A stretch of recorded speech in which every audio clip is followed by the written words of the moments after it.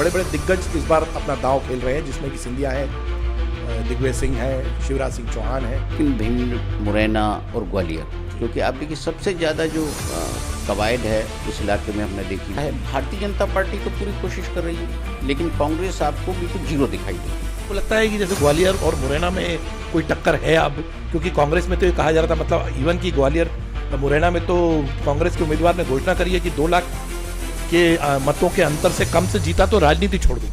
नमस्कार, आपका एक बार फिर से स्वागत है। देश में तीसरे चरण का चुनाव होना है और मध्य प्रदेश में 9 सीटों के लिए, जो लोकसभा की 9 सीटें हैं, जिन पर कि बड़े बड़े दिग्गज इस बार अपना दांव खेल रहे हैं, जिसमें कि सिंधिया है, दिग्विजय सिंह है, शिवराज सिंह चौहान है। तो ये बड़े दिग्गज अपना दांव खेल रहे हैं और इन सीटों को लेकर अब काफ़ी तरह के कयास लगाए जा रहे हैं। सबसे बड़ी बात तो यह है कि बीजेपी और कांग्रेस दोनों पार्टियां कोशिश कर रही हैं कि ज़्यादा से ज़्यादा मतदाता इसमें अपना वोट दें, अपने पद का पालन करें और इस बार वोटिंग परसेंटेज भी काफ़ी बढ़े। इन सब मुद्दों पर चर्चा के लिए हमारे साथ वरिष्ठ पत्रकार दिनेश गुप्ता जी हैं। गुप्ता जी, आपका स्वागत है। 9 सीटें हैं इस बार। एक सीट बैतूल की, जो जहां पे की प्रत्याशी की मौत हो गई थी, उसको एडजर्न करके फिर अब उसको तीसरे चरण के मतदान में रखा है। तो इन 9 सीटों में से आप क्या देखते हैं कि कौन सी ऐसी सीटें हैं कि जो जहां पर कि ऐसा लग रहा है कि अब बहुत अच्छी फाइट होगी, तगड़ी फाइट होगी? ये जो तीसरे फेज के जहाँ भी चुनाव हैं 9 सीटों पर, जिसमें बैतूल तो सेकंड फेज में था, वो थर्ड पर आ गया।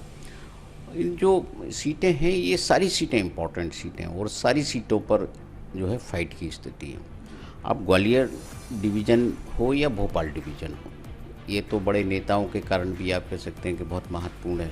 और वैसे भी जो वोटर ट्रेंड है या वोटर का जो माइंडसेट हमने विधानसभा चुनाव के समय देखा था, उसके लिहाज से भी बहुत महत्वपूर्ण है। आप बड़े चेहरों पे के हिसाब से हम कह सकते हैं कि विदिशा, राजगढ़ और गुना की सीट बहुत महत्वपूर्ण है।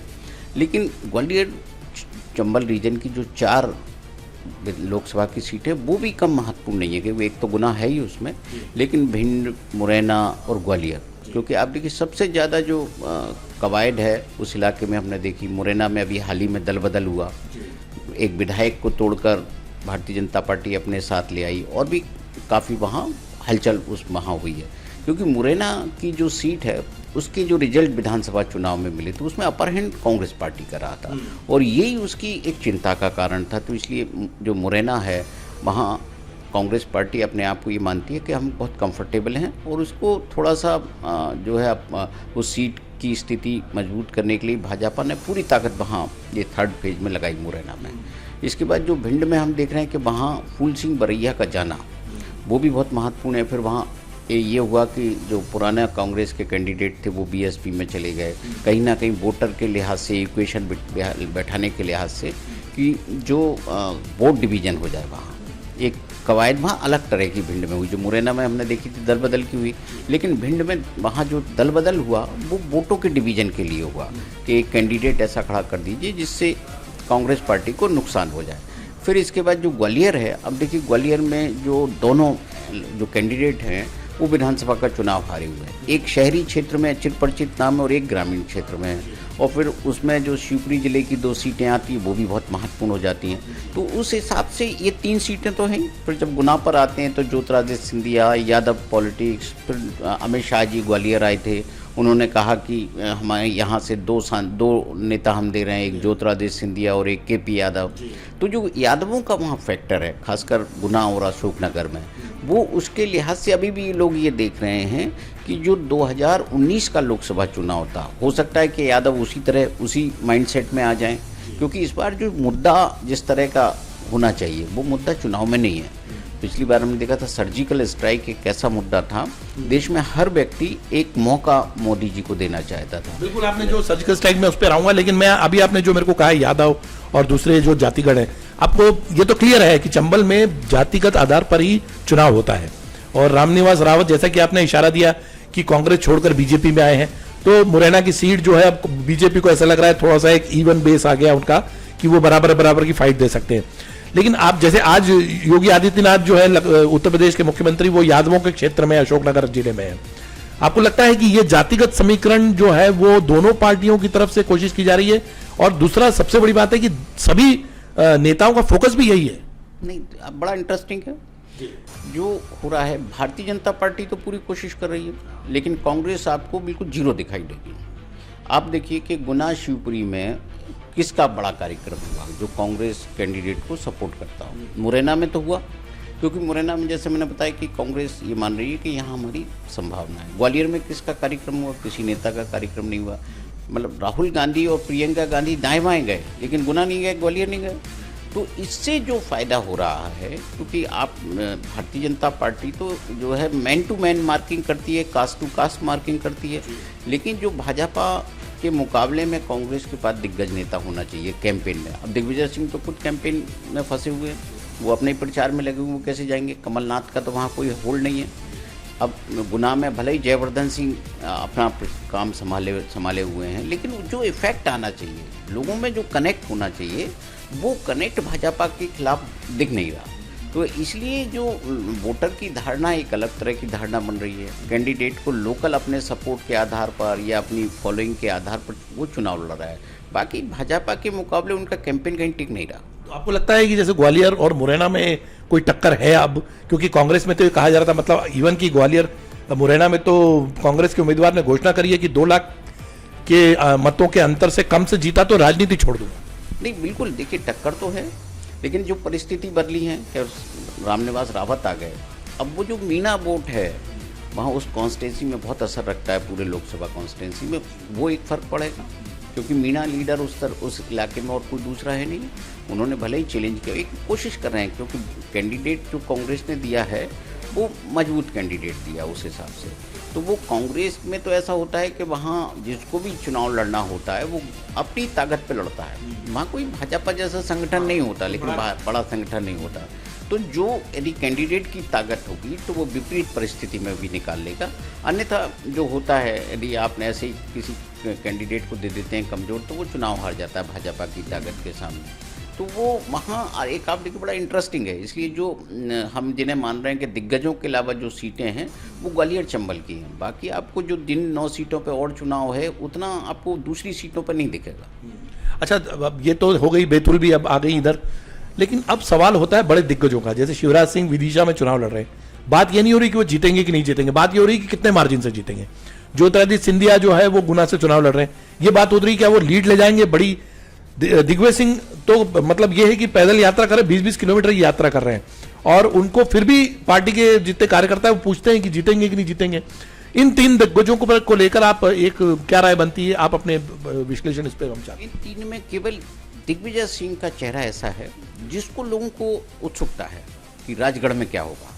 भाई जैसे आपने कहा विदिशा में मार्जिन की बात हो रही, गुना में मार्जिन की बात हो रही, राजगढ़ में तो ये हो रही कि दिग्विजय सिंह जीतेंगे कि नहीं जीतेंगे। और ये एक अलग तरह का कैंपेन है। वो कोई हेलीकॉप्टर नहीं है, कोई गाड़ियाँ नहीं हैं, वो तो गांव जाके एक दिन में 20-25 किलोमीटर चल रहे हैं। वो 2, 4, 5 गांव हैं, वो कनेक्ट की कोशिश तो कर रहे हैं। एक माहौल तो उन्होंने भाजपा कैंडिडेट के खिलाफ तैयार कर लिया है। अब वहाँ कोई अंडर करेंट कोई चीज़ है या कोई ऐसा फैक्टर काम कर रहा हो जो लोगों को हो सकता है कि कास्ट के आधार पर ले जाए, मोदी जी को लेकर ले जाए, या कोई किसी और कारण से ले जाए, महिला वोटरों के कारण ले जाए।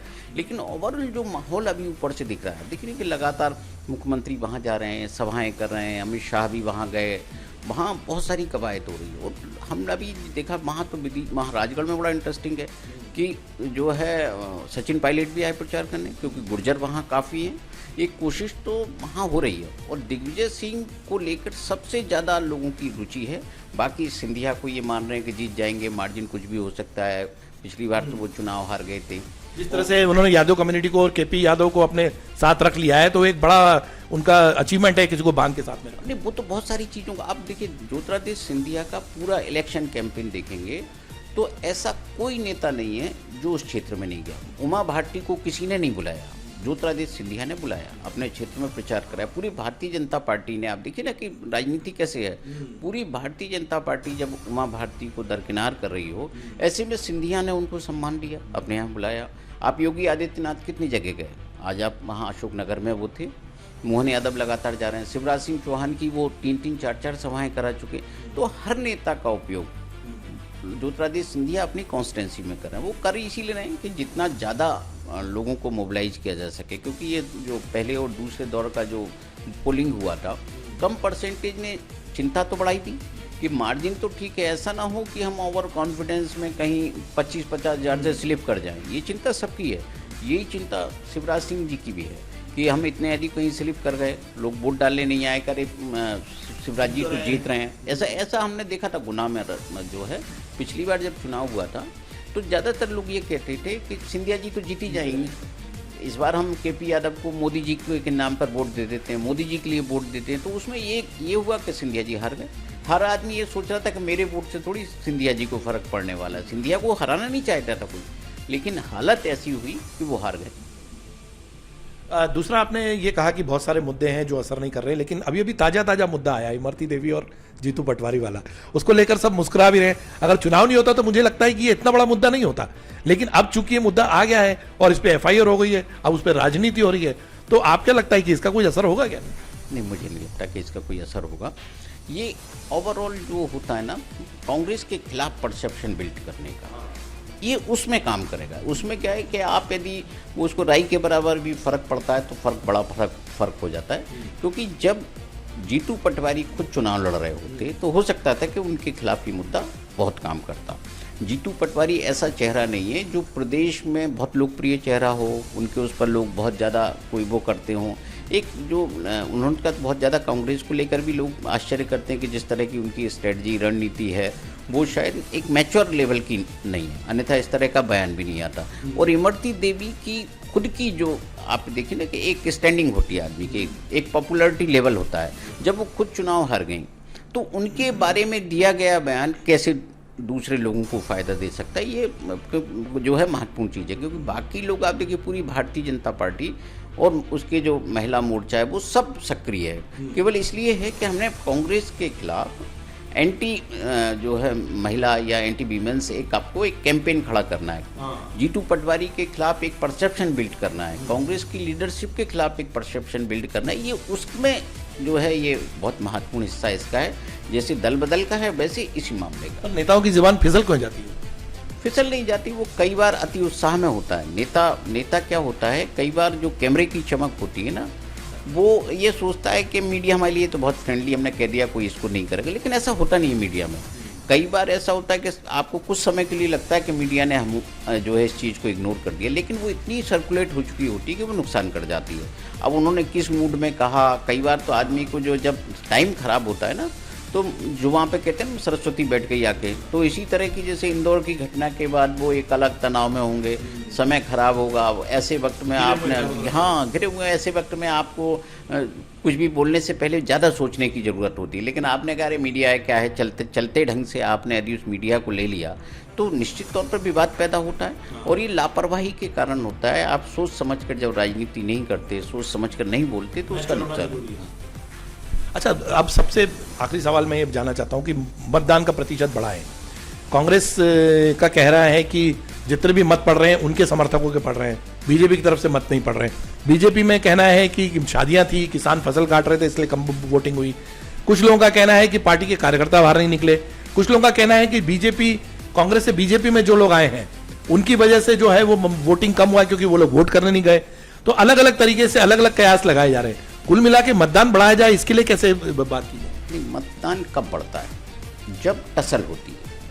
दो योद्धा जब लड़ रहे होते हैं तो आदमी अपनी अपनी सेनाओं को जो है उसको बिल्कुल प्रोत्साहित करने के लिए लोग बाहर निकलते हैं। एक माहौल बनता है, वार्म अप एक्सरसाइज जिसको कहते हैं वो शुरू होती है। लेकिन अभी वार्म अप तो हुआ नहीं इस इलेक्शन में। इस इलेक्शन में चूंकि लोगों को ये माइंड सेट है कि आएगा तो मोदी जी जीत रहे हैं, तो जब मोदी जी जीत रहे हैं फिर ईवीएम ने उसमें काम किया कि बटन कोई भी दबाइए जाएगा तो बीजेपी को। तो इसका भी असर है मनोवैज्ञानिक तौर पर वोटर के दिमाग में। भले ही सुप्रीम कोर्ट ने जो है एक निर्णय दे दिया उसके बारे में, नेताओं के लिए वो निर्णय होगा कि वो उसको माने, लेकिन जनता के मन में ये बात बैठ गई है कि हम जो बटन दबा रहे हैं वो जाएगा बीजेपी को या मोदी जी को जाएगा। तो वो उसका जो असर है, तो उन्होंने कहा क्या करना वोट डाल के, जब जीतना ही है अपने को। दोनों तरफ से स्थिति है कि माहौल भी ऐसा दिख गया लोगों को, और फिर ये ईवीएम की भी शंका हो गई, तो दोनों के कारण ये स्थिति बनी। लोगों ने कहा क्या करना, जी वही जीत रहा है तो अपने को क्या करना, अपन नहीं भी जाएंगे वोट डालने तो क्या होगा। जैसे सिंधिया जी के मामले में हुआ कि वो तो जीत ही रहे हैं, हम नहीं देंगे तो क्या फ़र्क पड़ेगा। तो ये इसमें ये कहना कि उनका वोटर निकला, उनका कोई नहीं बता सकता इस पूरे इलेक्शन प्रोसेस में कि मैं जब वोट डालने गया था तो मेरा दिमाग में क्या था और मैंने किसको वोट दिया। ये जो जितनी कवायद होती है 10-15-20% कहीं कहीं जो फ्लोटिंग वोटर होता है ये उसकी कवायद होती है। भारतीय जनता पार्टी में आप भारतीय राजनीति को देखिए, पूरी इतिहास को देखिए, तो उसमें भारतीय जनता पार्टी का वोट जो टोटल वोटर है वो इतना नहीं है कि वो सरकार में हमेशा आपको बना के रखे।